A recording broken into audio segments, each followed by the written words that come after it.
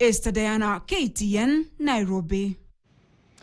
2 years after Gen Z-led protest forced the withdrawal of the Finance Bill 2024, Kenya is once again staring at a tax storm.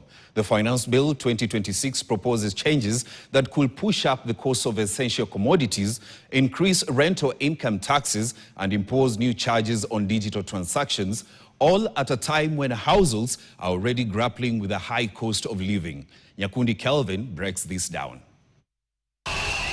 In June 2024, Kenya witnessed one of its most defining moments in recent political history. Thousands of young people poured into the streets, rejecting what they called punitive taxation.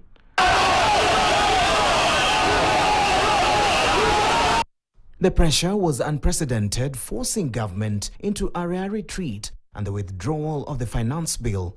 But 2 years later, critics say the message may not have landed. Proposed tax changes are now sparking fresh controversy on rental income, digital financial services, and VAT. Critics argue the measures could push up the cost of basic goods and services at a time when households are already under severe financial strain. There was a bit more caution, especially with household consumer goods. Your sugar, your food items, those things.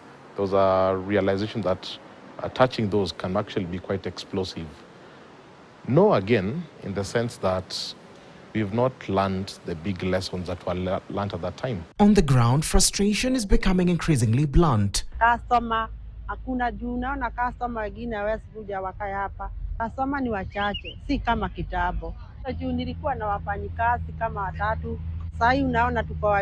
Business groups and stakeholders warn that changes in taxation often ripple through production chains, eventually landing on the consumer. Government nayo imetuwekea kodi la 0.5 kwa ile mazao yote tutakuwa tumetengeneza kwa factory ile ambayo tutauza. Kwa hivyo wakienda kuongeza kodi kama hiyo, na vile sisi kuna kodi mingi sana tutakatwa kutoka wa uuzaji na utengenezaji wa majani. Hivyo tukataka serikali itulinde sana. Government, however, insists the measures are necessary to raise revenue and meet national obligations amid rising expenditure pressures.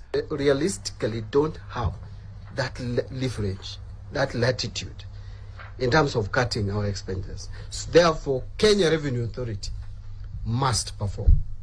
That's why we are putting a lot of reforms there, so that the only avenue we have, the only space, revenue. But politically, the context has shifted.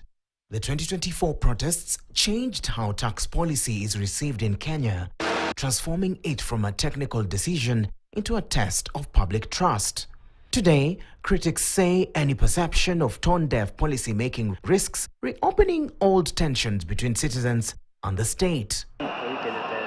2 years after Gen Z forced a historic policy reversal, the pressure is back on government, not just to raise revenue, but to prove it is listening. As the budget day approaches, the question remains, has anything really changed? Nyakundi Kelvin for KTN. Now, unlike the Finance Bill 2024 that triggered political turmoil, this year's bill has been